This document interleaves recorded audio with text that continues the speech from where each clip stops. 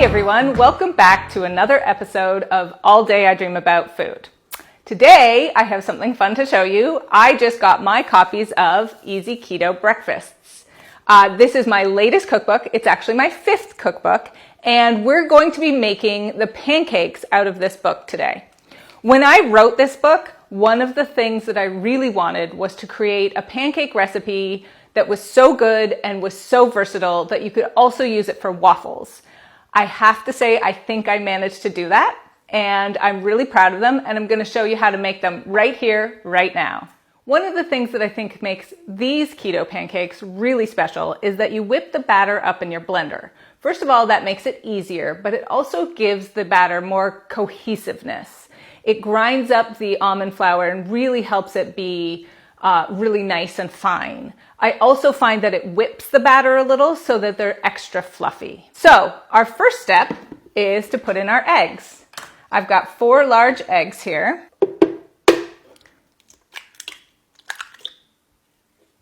Then we're going to add 3/4 cup of unsweetened almond milk. And finally, you want a cup of oil. I tend to use avocado oil. It makes them dairy-free, but you certainly don't have to. You can use melted butter. Just make sure that if you're using melted butter, neither your eggs nor your almond milk are cold. Otherwise, the butter will just clump up. So about 1/4 cup of oil. And you're just going to blend this together. Now I'm just going to add a little bit of vanilla extract. I put in about 2 teaspoons. Okay, now we can start to add our dry ingredients. So I'm going to put in 2.5 cups of almond flour. Then I'm going to put in some sweetener. I use Swerve, and I'm going to put in 1/4 cup of Swerve sweetener. You can add all the dry ingredients at once, it doesn't matter. And 2 teaspoons of baking powder. And 1/4 teaspoon salt.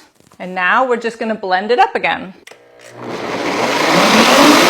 Now, you want to let the batter rest for 5 minutes or so to thicken up before you start to cook the pancakes. Okay, now comes the fun part of cooking our pancakes. I have a heated pan here. I've heated it over about medium, and I've added some oil. And I like to use a cookie scoop for measuring out my batter. This cookie scoop holds about 1/4 cup, and I do just a little less than that, so it's about 3 tablespoons. So I'm just going to scoop some of the batter out of my blender and put it in my pan. Similar to conventional pancakes, the way you know that these almond flour pancakes are ready to flip over is they'll have a few bubbles on the top and around the sides, and they'll be very dry around the sides. Then what you want to do is take a good flexible little spatula, one that's nice and thin, and you just want to wiggle it under the edge and then loosen the whole pancake from the pan and quickly flip it over. So now that they're looking golden on both sides, looking really good, and I'll show you one, they look delicious. I'm going to put them on a cookie tray that I have that I've lined with a baking rack. That way, as I cook more pancakes, they don't get soggy on the bottom. There you go, my friends, a gorgeous stack of almond flour pancakes just ready for you to dig into them. The recipe makes about 20 pancakes, so that's 10 servings of breakfast. And what's really nice is they refrigerate and they freeze really well, so you can make them ahead and serve them when you're ready. Now, if you're thinking about what you want to put on these, you have lots of options. You could get some of the low-carb syrups that are on the market. There are a couple of really good ones. But you have some options in my book as well. There's a syrup in the book. There is also a gorgeous maple bacon butter.